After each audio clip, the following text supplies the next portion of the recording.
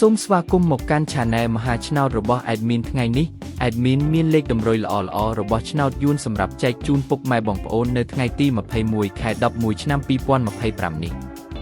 ដូចនេះ Admin មិនចង់ឲ្យចំណាយពេលវេលារបស់ពុកម៉ែបងប្អូនយូរតោះយើងមកតាមដានលេខតម្រុយរបស់យើងទាំងអស់គ្នាសម្រាប់លេខតម្រុយ2លេខមានលេខ97លេខ12សម្រាប់លេខតម្រុយអូស2លេខមានលេខតម្រុយទី1រអូស90និងលេខតម្រុយចុងក្រោយអូស10សម្រាប់លេខតម្រុយ3លេខមាន436គុណនិង761គុណ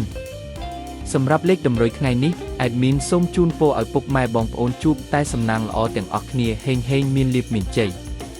ជាចុងក្រោយសូមកុំភ្លេចជួយចុច Subscribe និង Comment ហើយដាក់សញ្ញារូបកណ្ដឹងដើម្បីជួយផ្ដល់កម្លាំងចិត្តមកកាន់ Admin ជាពិសេសងាយស្រួលតាមដានវីដេអូថ្មីនិងលេខតម្រុយល្អៗជាប្រចាំថ្ងៃជាមួយ Admin សូមគោរពលាពុកម៉ែបងប្អូនពីខ្ញុំបាទមហាឆ្នោតសំណាងល្អទាំងអស់គ្នាសូមអរគុណ